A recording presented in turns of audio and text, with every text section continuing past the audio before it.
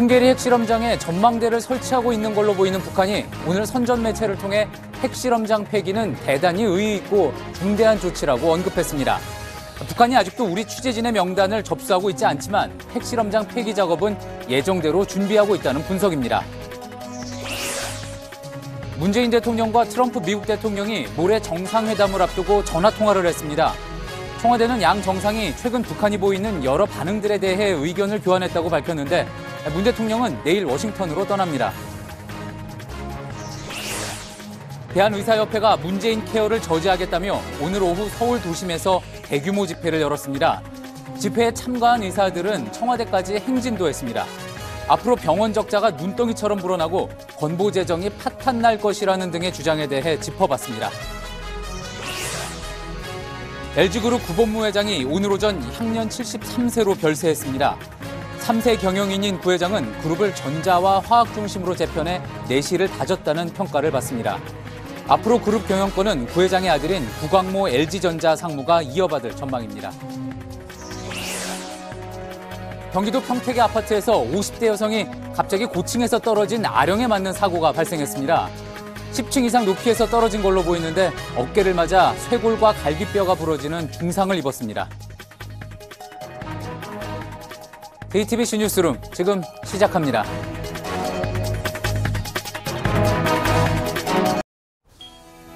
공기청정기가 도로 위로. 내일을 바꾸는 현대수소 전기차. 한반도 비핵화를 향한 중대한 고비에서 한국과 미국, 북한이 모두 결정적인 한 줄을 맞게 됐습니다. 이번 주에 중요한 일정 중에는 첫째가 풍계리 핵실험장 폐기입니다. 일단 약속대로 이행은 할 걸로 보이는데 북한은 아직도 우리 측 취재진의 명단은 접수하지 않고 있습니다. 또 하나 중요한 일정이 한미 정상회담입니다. 오늘 트럼프 대통령과 통화한 문재인 대통령은 내일 워싱턴으로 떠납니다. 북한의 강경한 태도로 꼬여버린 매듭을 어떻게 풀지가 두 정상에게 우선 과제입니다. 먼저 풍계리 핵실험장 폐기 어떻게 준비가 되고 있는지 이지은 기자가 보도합니다. 미국 언론들은 북한이 풍계리 핵실험장 폐기 행사를 취소하지 않을 것으로 보고 있습니다. 비핵화에 대한 의지를 의심받지 않기 위해서 좋은 그림을 꼭 만들어낼 것이라는 겁니다. 또 북미 양국이 의미를 둔 첫 조치라는 상징성도 간과하기 어려울 것이란 지적이 나옵니다.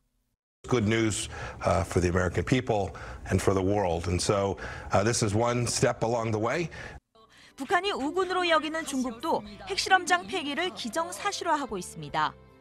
관영 매체인 글로벌 타임스는 풍계리는 중국 국경에서 100km가량 떨어진 곳에 있다며 핵 오염 위험을 야기하는 핵실험장 폐쇄는 바람직한 일이라고 말했습니다. 북한 전문 매체 38노스는 풍계리 핵실험장 서쪽엔 갱도 폭파 장면을 보기 위한 전망대가 만들어지고 있는 것으로 보인다고 밝혔습니다. 이 시설로 이어지는 오르막길 도로의 포장 공사도 진행되고 있다고 전했습니다. 북한은 취재진의 이동을 위해 원산과 길줄을 잇는 철로를 보수하고 열차 시험 운행을 하는 것으로 알려졌습니다. 북한 선전 매체도 오늘 핵실험장 폐기는 비핵화를 위한 중대한 조치라고 밝혔습니다. 정상국가로 인정받길 원하는 북한이 외신에 공언한 만큼 핵실험장 폐기를 뒤집긴 어렵다고 전문가들은 말했습니다. JTBC 이지은입니다. 당초 북한은 풍계리 핵실험장을 폐기할 때 한국과 미국, 중국, 러시아 그리고 영국의 기자들을 부르겠다고 했었죠. 핵실험장 폐기는 예정대로 이뤄질 걸로 보이지만 한국 기자들의 취재를 허용할지는 여전히 불투명한 상태입니다. 관련해서 북한은 내일쯤 입장을 낼 걸로 보입니다. 김나한 기자입니다.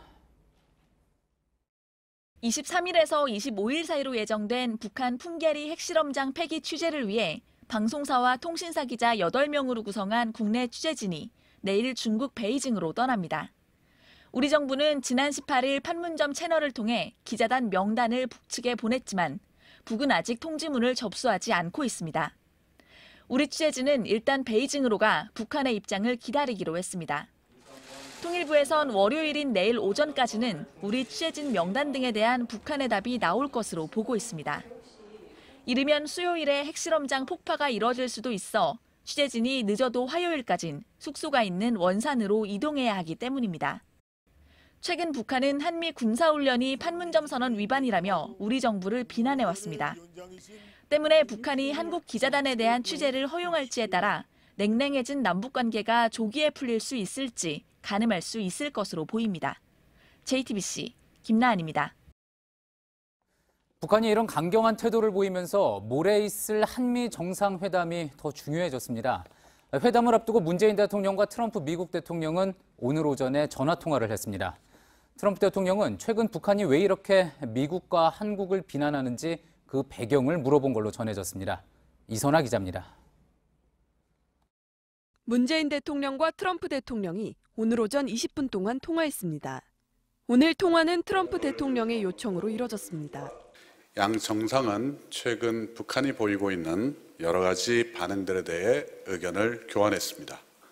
주로 트럼프 대통령이 여러 가지를 묻고 문 대통령이 생각을 말하는 식으로 이뤄졌습니다. 청와대 고위 관계자는 한미 정상회담에서는 더 포괄적인 내용을 가지고 구체적인 얘기를 할 거고 통화는 현재 정세 판단을 중심으로 이뤄졌다고 말했습니다. 북한이 최근 미국과 우리 측에 대한 비판 수위를 높이고 있는 것에 대한 진위를 파악하기 위한 거랍니다. 앞서 북한은 남북 고위급 회담을 취소하고 같은 날 미국의 리비아식 비핵화 요구를 전면 비판하는 등 강경한 메시지를 보낸 바 있습니다. 문 대통령은 한미 정상회담을 위해 내일 오후 출국합니다. JTBC 이선아입니다. 풍계리 핵실험장 폐기와 한미 정상회담, 이 남북미 관계의 큰 흐름 결정할 중요한 일정이 앞서도 말씀드렸듯이 이번 주에 모두 집중돼 있습니다. 청와대 취재기자와 함께 하나하나 좀 자세히 살펴보도록 하겠습니다. 정재훈 기자, 먼저 이제 문 대통령과 트럼프 대통령이 오늘 전화 통화를 했습니다. 사실 이틀 뒤면은 만날 텐데 이렇게 전화 통화를 오늘 했다는 것, 그만큼 지금의 상황에 대해서 둘 다 중대하게 생각을 하고 있다, 이렇게 해석을 할 수 있겠죠. 그렇습니다. 이 정상회담을 이틀 앞둔 시점에서는 참모들끼리는 이 회담 내용을 조율하기 위해서 통상적으로 접촉을 합니다만 이 두 정상이 회담 직전에 직접 통화를 하는 건 상당히 이례적입니다. 그만큼 미국이 현 시점을 중요하게 보고 있다, 이런 얘기인데요. 이 트럼프 대통령이 정상회담 이전이라도 북한의 입장에 대한 우리 측과 서로의 정보와 판단을 공유할 필요가 있다, 이렇게 본 겁니다. 북한의 진심이 뭔지를 파악할 필요가 있다고 본 거죠. 아무래도 서로 나눌 이야기를 알고 그러고 이제 만나면은 더 깊은 이야기를 할 수 있기 때문에 그런 걸 텐데. 자, 그래서 어쨌든 한미 정상회담 그 결과가 그 어느 때보다 더 중요해진 것 같습니다. 정상회담에서는 좀 구체적으로 어떤 이야기가 그러면 한 걸음 더 나아가서 논의가 될까요? 일단 트럼프 대통령이 북한의 속내가 궁금했던 것처럼 북한 역시 한미 정상회담에서 어떤 얘기를 나눌지 관심이 클 걸로 보입니다.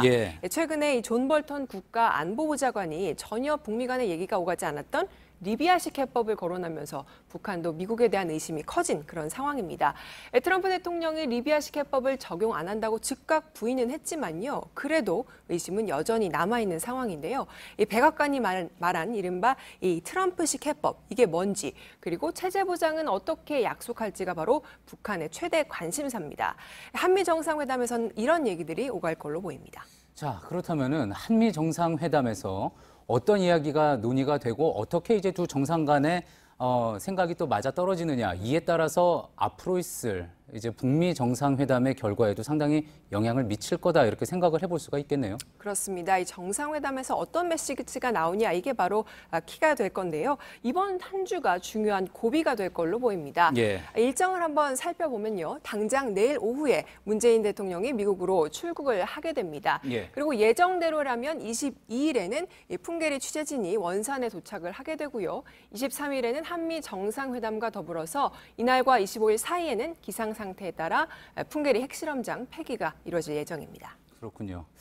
정말 중요한 일정이 다 모여 있는 그런 모습인데, 사실 또 이제 궁금한 부분이 지난 판문점 회담에서 김정은 위원장이 이제 언제라도 우리가 정상들끼리 한 라인을 통해서 통화를 하자, 이렇게 이야기하지 않았습니까? 그래서 과연 지금 이 시점이 이제 한 라인으로 남북 정상이 통화할 때가 아니냐, 이런 이야기들이 많이 나왔었는데, 자, 그렇다면은 어쨌든 한미 정상회담 이후에 한 라인 통화를 남북 간에 하게 된다 그러면 한미 정상회담 이후 그 시점은 그 이후가 되겠네요. 현재로서는 그럴 가능성이 커 보입니다. 이 청와대는 한라인 통화는 그렇게 얘기할 중요한 컨텐츠가 있을 때 통화를 하겠다 이렇게 밝혀왔습니다. 예. 그런 상황이 바로 한미 정상회담 직후가 될 걸로 보이는데요. 문재인 대통령이 한미 정상회담에서 트럼프 대통령에게 전달한 생각들이 뭔지, 또 비핵화 로드맵과 체제 보장 문제에 대해서 트럼프의 의중은 뭔지 이런 부분들을 김정은 위원장에게 알릴 필요가 있기 때문입니다. 예. 북미 회담을 준비하는 데 매우 중요한 과정인 동시에 우리 정부가 얘기하는 이 북미의 중재자 역할이기도 하기 때문이죠. 일단 한라인 이외에도 이제 현재 북한과는 대화 채널이 여러 가지 열려 있기 때문에 다양하게 돌아가고 있는 상태인 만큼 어떤 채널을 통해서든 한미 정상회담 직후에는 북한과 소통이 이뤄질 걸로 보입니다. 예, 그러니까 할 이야기, 콘텐츠를 정해놓은 뒤에 한라인 전화기를 들겠다. 이렇게 해석을 할 수 있겠군요. 잘 들었습니다. 정재윤 기자였습니다. 예, 이런 가운데 북한은 이른바 기획 탈북설도 문제 삼고 나섰습니다. 북한 적십자회는 박근혜 정부 당시 중국 류경 식당에서 일하다 집단 탈북한 종업원들을 북으로 돌려보내라고 요구했습니다. 안익은 기자가 보도합니다. 북한 적십자회는 대변인 명의로 북한 식당 종업원들의 송환 문제를 다시 제기했습니다. 우리 여성 국민들을 지체 없이 가족의 품으로 돌려보내는 것으로서 북남 관계 개선의 의지를 보여주어야 한다. 박근혜 정부가 2016년 4월 총선 직전 이들을 기획 탈북한 게 드러났다며 남측이 즉각 이들을 송환해야 한다는 게 북측 주장입니다. 북한은 지난 1월 고위급 회담 때도 우리 측이 이산가족 상봉을 요구하자 탈북 식당 종업원들의 송환 문제를 거론했습니다. 우리 정부는 탈북 종업원에 대해선 보다 정확한 내용을 파악 중이라면서도 일단 기존 입장을 유지했습니다. 기본적으로 현재 여종업원들은 자신들이 자유의사에서 우리 한국에 와서 또 한국에서 지금 우리 대한민국 국민으로서 생활을 하고 있는. 북한은 지난주 고위급 회담을 연기하며 문제 삼은 태영호 전 북한 공사에 대해서도 남측이 특단의 대책을 취해줄 것을 계속 요구하고 있습니다.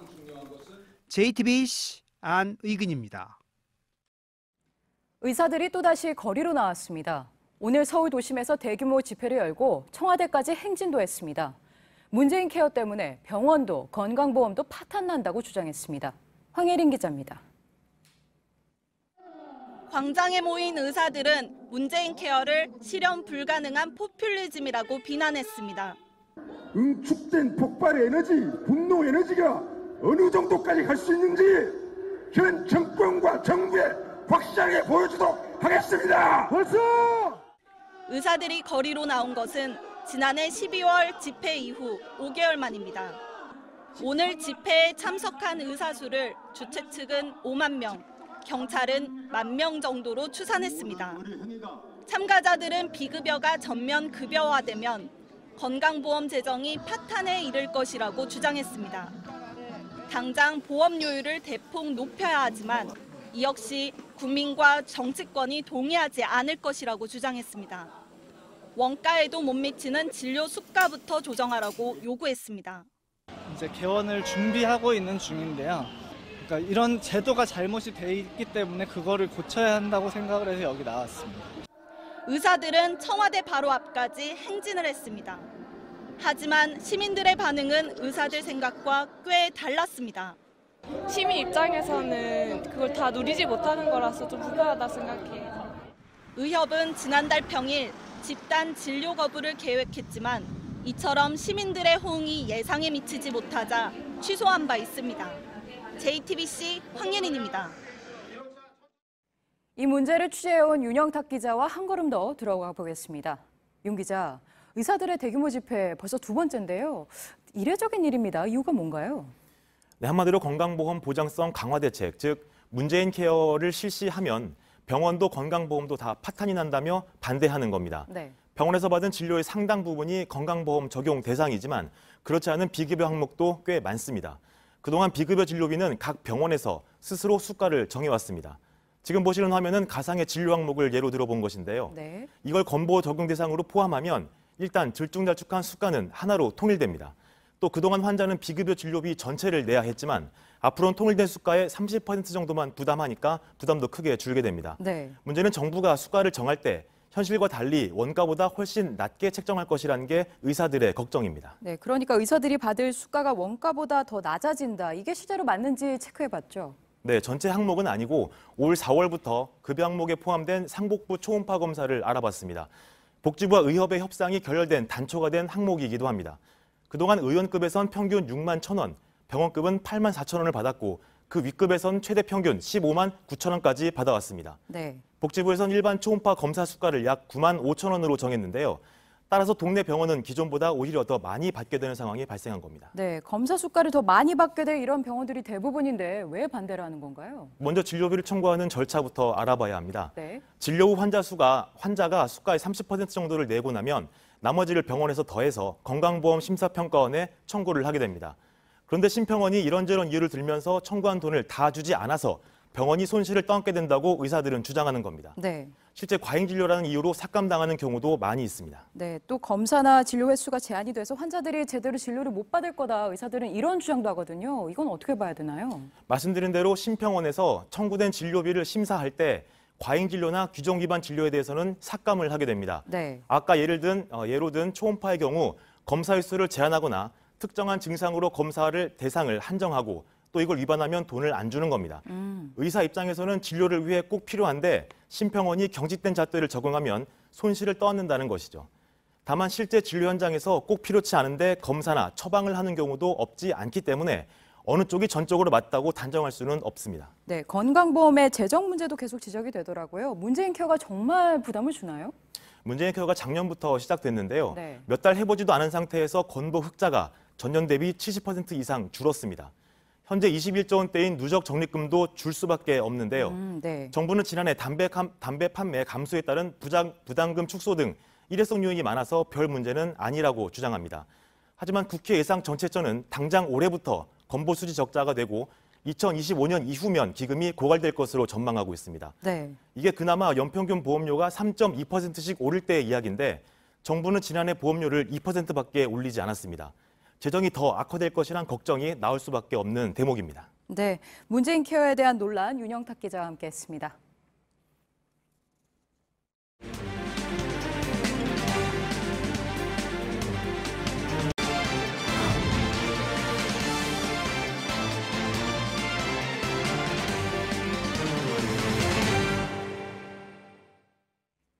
LG그룹의 구본무 회장이 향년 73세로 오늘 별세했습니다.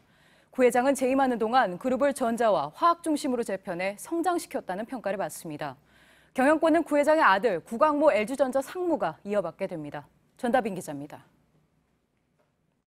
지난해 뇌종양 수술을 받은 구본무 회장은 최근 병세가 악화돼 서울대병원에 입원했지만 회복하지 못했습니다.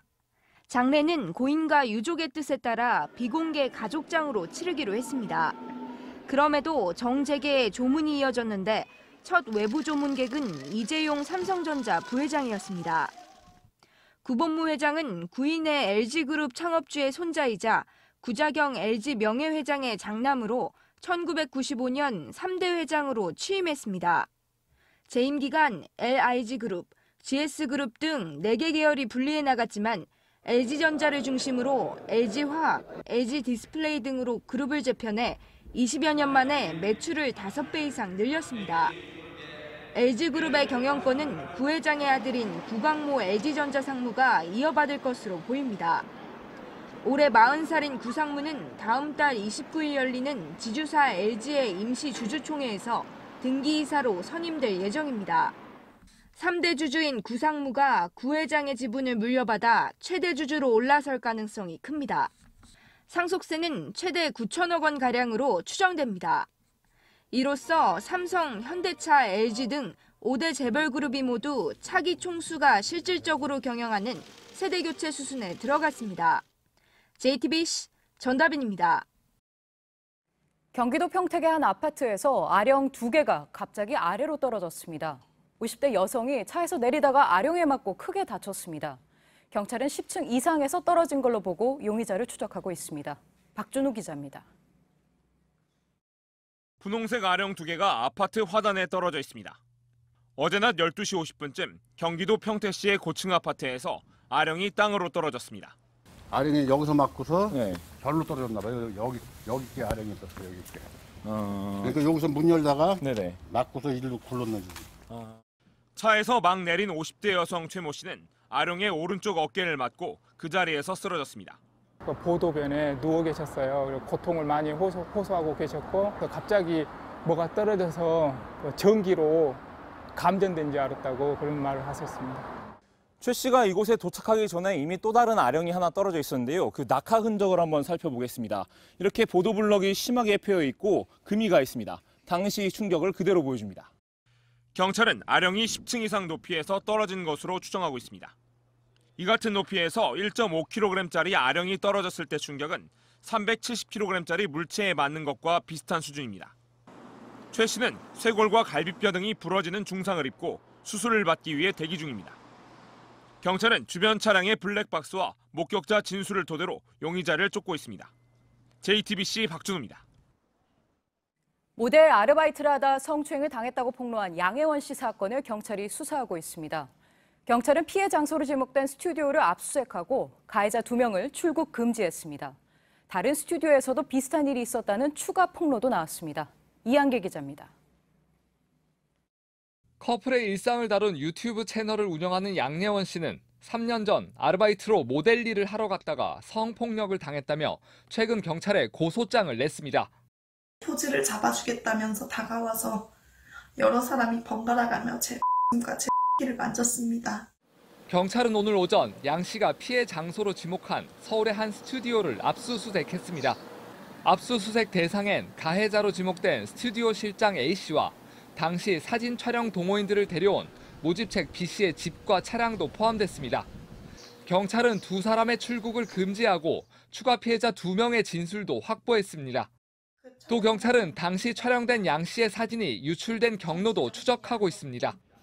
다른 스튜디오에서 비슷한 피해를 당했다는 폭로 역시 이어지고 있습니다. 고등학생 모델 유모 양은 페이스북을 통해 자신도 올해 초 한 촬영회에서 성추행을 당했다고 주장했습니다. 유 양의 폭로 이후 가해자 측에선 혐의를 인정한다는 내용의 자수서를 경찰에 제출했습니다. 경찰은 조만간 유 씨를 상대로 피해자 조사를 진행할 예정입니다. JTBC 이한길입니다. 어제 대전 당진 고속도로 공사 현장에서 노동자 4명이 떨어져 숨진 일이 있었습니다. 이들의 빈소가 대전에 마련이 됐습니다. 어머니를 떠나보낸 장례식장에 장남의 빈소를 다시 차린 유족도, 주말마다 쉬지 못한 가장을 떠나보낸 가족도 하염없이 눈물을 흘렸습니다. 문상혁 기자입니다. 대전의 한 장례식장에 어제 고속도로 공사 현장에서 숨진 노동자 4명의 합동 분향소가 차려졌습니다. 고 김명철 씨는 불과 10개월 전 이 장례식장에서 어머님을 떠나보냈습니다. 1년도 안 돼 같은 장례식장에 선 동생은 하루 전 형과의 통화가 가슴에 남습니다. 석간탄신나 어머니한테 낙골당 같이 가기로 했는데 이렇게 또 사고가 납니다. 52살 노민우 씨의 아내는 남편이 주말에도 변변히 쉬지 못하고 일만 하다 세상을 떠났다며 눈물을 흘렸습니다. 수요일, 일요일이 원래는 휴일이잖아요. 아이들이 아빠하고 같이 놀러 가고 싶어도 시간을 못 낼 정도로. 어제 숨진 노동자 4명은 모두 형제처럼 친밀한 사이였습니다. 유족들은 대전의 장례식장에 합동 분향소를 마련했습니다. 마지막 길도 함께하길 기원하며 가족들도 함께 묵념을 올렸습니다. 너무 미안해요. 조금만 편해주세요. 경찰은 사고가 난 교량 점검용 계단을 설치한 업체 관계자들을 오늘 오전부터 불러 조사하고 있습니다. 국립과학수사연구원도 내일 현장 감식을 할 예정입니다. JTBC 문상혁입니다. 재개발이 추진되는 서울 강북의 장위 7구역은 다음 주면 철거에 들어갑니다. 마지막으로 남아있던 철거민들마저 쫓겨났기 때문입니다. 교회 철탑 높은 데 올라 시위하며 터전을 지키려 했지만 결국 이렇게 됐습니다. 서효정 기자입니다. 서울에 호우주의보가 내렸던 지난 17일, 교회 철탑 위에 한 여성이 걸터 앉아 있습니다. 재개발을 추진하는 성북구 장위 7구역의 철거민 권순복 씨입니다. 목에 밧줄을 메고 있는 상황에서도 깜빡깜빡 졸더라고 제가. 이제 눈이 반짝 뜨이면 이게 허공인 거야.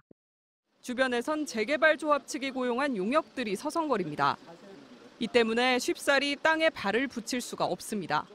바로 붙잡아서 바로 끌려 내려가니까 나를 거의 한숨도 안 지었거든, 얘는.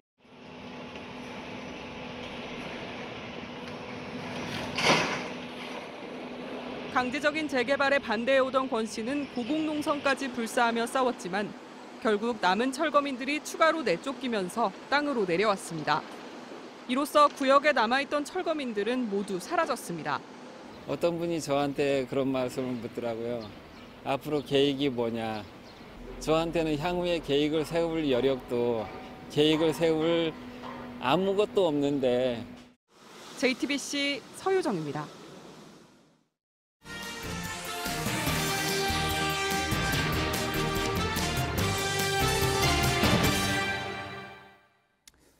순환 출자의 고리를 끊겠다던 현대차그룹의 지배구조 개편 작업, 여기에 빨간불이 들어왔습니다. 핵심은 현대모비스와 글로비스의 분할 합병인데 이 주주 가치를 위해서냐 아니면 총수 일가의 세습을 위한 거냐 논란이 되기도 했죠. 주주총회를 앞두고 국내외 기관들이 잇따라 이 개편에 부정적인 의견을 내놓고 있습니다. 그러면서 이번 주 모비스의 2대 주주인 국민연금이 어떤 선택을 하느냐가 아주 중요해졌습니다. 소액 주주들도 이 결정을 따라갈 수 있어서 그런 거죠. 현대차 입장에서는 지금 주주들 한 명 한 명의 마음을 잡아야 합니다. 그런데 그 주주들 중에는 회사 주식을 가지고 있는 직원들도 포함됩니다. 그런데 최근 현대모비스가 이런 직원들에게 찬성 위임장을 받고 있어서 논란입니다. 개편에 찬성하든 안 하든 선택을 강요하고 있다며 노조가 반발하고 있습니다. 전영희 기자입니다.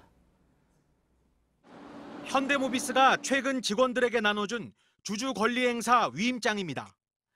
29일 열리는 임시주주총회에서 현대모비스가 지정하는 대리인에게 의결권 행사를 넘긴다는 내용입니다. 노조 측은 암묵적인 압력이라며 반발했습니다. 우리 조합원들은 대주주를 위한 분할 합병이라고 생각합니다. 위임장 관련해서 문제가 있다고 판단하면 법률적으로 확인을 해서 대응할 계획이고요. 비실명 게시판에도 팀장 면담 이후 위임장을 받았다는 내용 등 회사를 성토하는 글들이 많습니다. 직원들은 SNS 등을 통해 자기 의지와 상관없이 찬성 위임장을 썼다며 경험을 공유하고 있습니다.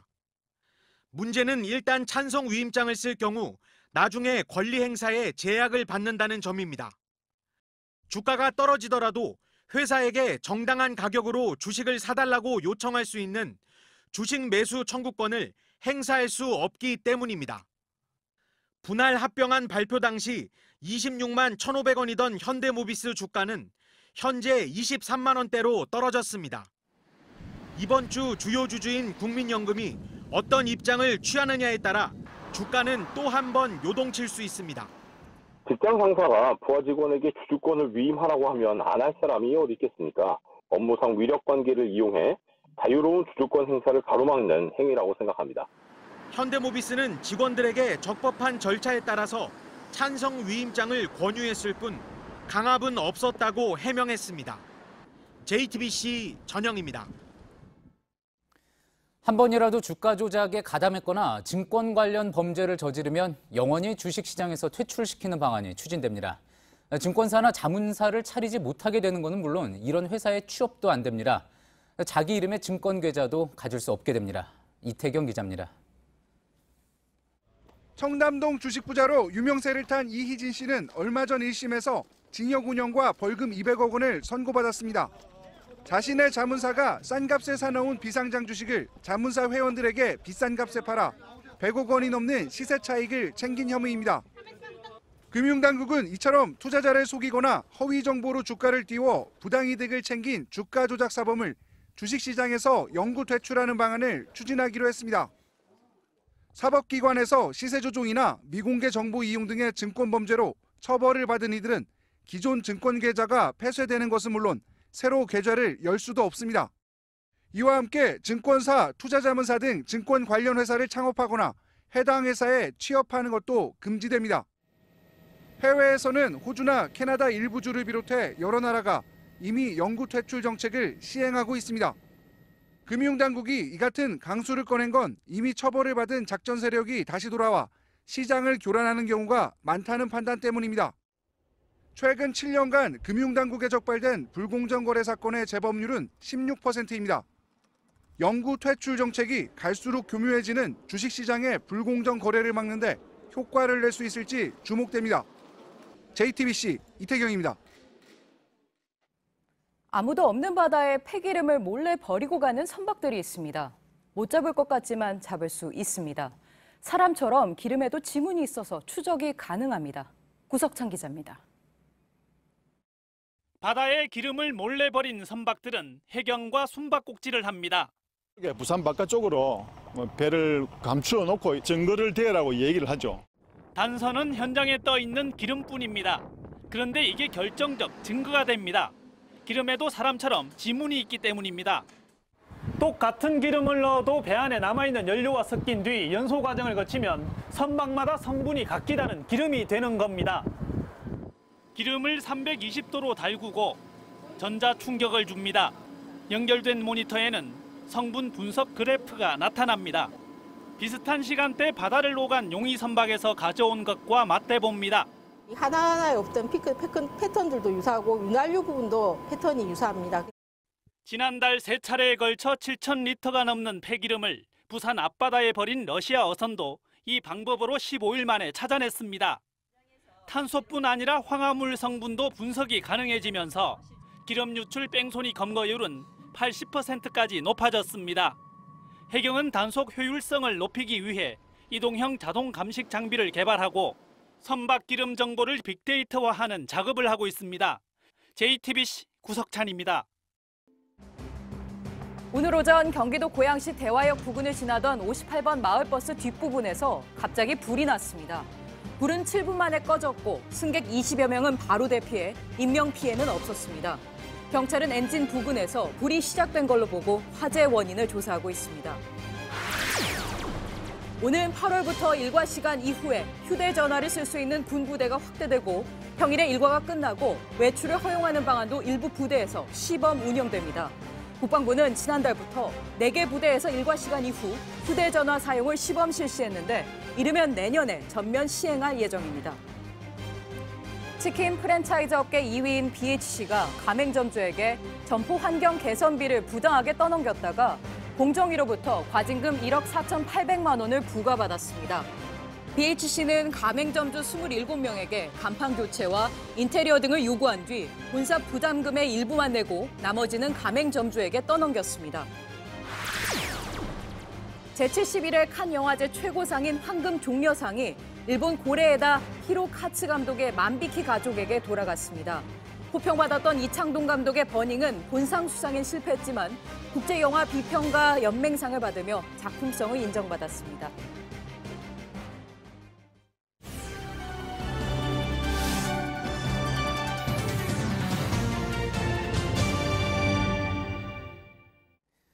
예, 매주 일요일 이 시간에는 6.13 지방선거 소식 정리해드리고 있습니다. 오늘은 유한울 기자가 나와 있습니다. 자, 유한울 기자, D-23입니다. 이제 한 달도 남지 않았는데 공식 후보 등록일이 24일이죠. 그러면 이제 나흘밖에 남지 않은 건데 아직까지 이제 바른미래당에서는 송파을 재보궐선거 후보 정하지 못하고 있다고 하죠. 네, 이제 지방선거가 한 달도 채 남지 않았기 때문에 각 당에서는 후보를 확정하고 실질적인 선거 준비에 들어가야 합니다. 예. 그런데 이 바른미래당에서는 아직도 송파을 후보를 확정하지 못하고 있습니다. 오늘 원래 이 오후에 비공개 최고위원회의를 열고 여기에서 좀 논의를 하겠다는 입장이었는데요. 워낙 이견이 커서 안건에 올리지도 못했다고 합니다. 저희가 앞서 비하인드 뉴스에서도 살짝 언급해드린 바가 있는데 이게 유승민 대표와 지금 안철수 서울시장 후보 간의 어떤 갈등 때문에 지금 그런 거라고 하죠? 네, 그렇습니다. 우선 안철수 후보는 이 송파을의 손학규 선대위원장을 전략 공천해야 한다는 입장입니다. 발언 직접 들어보겠습니다. 예. 제가 월 초부터 그 손학규 대표님께서 출마하실 수 있는 여건을 만들어 달라고 당에 요청한 바가 있습니다. 네. 안 후보는 오늘도 다시 한번 이 송파을에 경쟁력 있는 후보를 공천해야 한다 이렇게 주장했습니다. 하지만 유승민 대표는 본인이 2년 전에 이 공천파동 피해자이었음을 상기시키면서 원칙대로 경선을 하겠다고 못 박았습니다. 이미 유 대표의 지시로 사무처에서 경선 여론조사도 진행하고 있습니다. 예, 2년 전 공천파동 피해자라면 이제 친박 후보들 새누리당에서 대거 공천할 때 이제 피해를 받았다. 이제 그 얘기하는 것 같은데. 자, 사실 이렇게 뭐 선거를 사실 코앞에 둔 상황입니다. 한 달도 남지 않고. 근데 당 지도부가 이렇게 분열하고 있는 모습 좀 이례적인 모습이긴 한데 이게 단지 어떤 뭐 당선 가능성 높은 사람을 내가 올리겠다, 후보로 올리겠다 뭐 이런 것 때문만은 아니겠죠. 네, 그렇습니다. 이 지방선거가 끝나면 선거 결과와 상관없이 바른미래당은 새 지도부를 선출할 가능성이 높습니다. 예. 이 지방선거 후에 정계 개편 가능성도 있고 또 2년 뒤 이 총선까지 감안한다면 이 새로운 지도부가 갖는 이 당권, 결정권은 굉장히 클 수밖에 없습니다. 이를 두고 유승민 대표 측과 안철수 후보 측이 충돌하고 있는 모습입니다. 예. 이 손학규 위원장의 경우 국민의당 출신이기 때문에 안 후보 측에서는 좀 더 비중을 두려는 입장이고요. 유 대표 측은 이를 막으려는 것 아니냐라는 분석이 당 안팎에서 나오고 있습니다. 그렇군요. 또 주목받는 재보궐선거 지역구가 이제 서울 노원병 아닙니까? 과거에 이제 안철수 후보의 지역구기도 했고요. 여기 이제 자유한국당 후보로 출마한 강현재 후보가 또 안철수 후보에 대해서 어떤 이야기를 했다고 하네요. 네, 한때 이 안철수 퀴즈라고 불렸던 강현재 한국당 후보가 오늘 노원병 지역에 공식 출마 선언을 했습니다. 이 자리에서 이 바른미래당의 공천 갈등을 언급을 했는데요. 그러면서 이번 선거를 통해 안철수의 새 정치, 7년 동안 보여줬던 정치 행보에 대한 노원병 유권자분들의 평가를 여쭤보고자 합니다. 이렇게 안 후보를 저격했습니다. 예, 알겠습니다. 자, 그러면 더불어민주당 소식 좀 살펴봐야 될 텐데요. 홍영표 원내대표가 오늘 제주도를 내려갔다고 하죠. 네, 그렇습니다. 이 사진으로 좀 보실 수 있겠는데요. 문대림 제주도지사 후보의 기자 간담회에 참석하기 위해서입니다. 예. 이 문 후보가 공약을 발표하는 자리였는데요. 이 입법과 정책, 예산에서 막강한 힘을 발휘할 수 있는 게 이 바로 원내대표 자리죠. 이런 원내대표가 이런 자리에 참석하는 것만으로도 후보는 굉장한 힘을 받을 수밖에 없습니다. 예, 민주당은 보면 이제 당 지도부가 각 후보들 이제 지역으로 내려가서 적극적으로 당 지도부가 이게 응원에 나서는 그런 모습인데 아무래도 뭐 당 지지율이 상당히 지금 높고 또 후보들 각자의 지지율도 높으니까 당선 가능성이 높다 보니까 또 이런 모습 있다고 볼 수도 있겠죠. 네, 그런 분석이 나옵니다. 이 민주당 같은 경우에는 당 대표나 원내대표뿐만이 아니라 이 현역 의원들도 선거 지원에 굉장히 적극적으로 뛰어들고 있습니다. 예. 주요 격전지의 선거사무소 개소식에는 이 전현직 지도부가 총 출동하기도 하고요. 또 오늘 민주당 경기도당에서는 현직 의원만 42명이 참여하는 메머드급 선대위를 출범시켰습니다. 예. 이 여권에 대한 높은 지지율을 최대한 활용해서 이 지방선거 승리로 이어가려는 전략으로 보입니다. 자유한국당의 경우는 어떻습니까? 네, 홍준표 대표가 얼마 전까지 전국을 돌면서 이 필승 결의 대회를 했습니다. 하지만 그 이후로는 민생 행보만 보이고 있고요. 또 좀 주목을 끄는 그런 의원들이 대거 참석하는 대규모 유세도 한국당에서는 찾아보기가 힘듭니다. 예. 이 때문에 이 지방선거 후보들은 당 후보로 인식되기보다는 이 후보 개인의 인물론으로 승부를 하겠다는 전략을 좀 취하고 있는데요. 예. 그 이유로 한국당의 낮은 지지율과 이 인물난이 꼽히고 있습니다. 또 일부 후보의 경우 당 지도부의 이 막말 리스크를 좀 부담스러워하는 측면도 있습니다. 예. 이제 앞으로 24일 남은 지방선거 관련 소식 유한을 기자와 함께 이야기 들어봤습니다. 내일도 맑고 포근한 날씨가 이어집니다. 미세먼지도 많지 않아서 쾌청합니다. 제주도와 일부 남해안에 발령된 강풍특보는 내일도 계속되겠습니다. 예, JTBC 뉴스룸 저희가 준비한 소식은 여기까지입니다. 시청해주신 여러분 고맙습니다.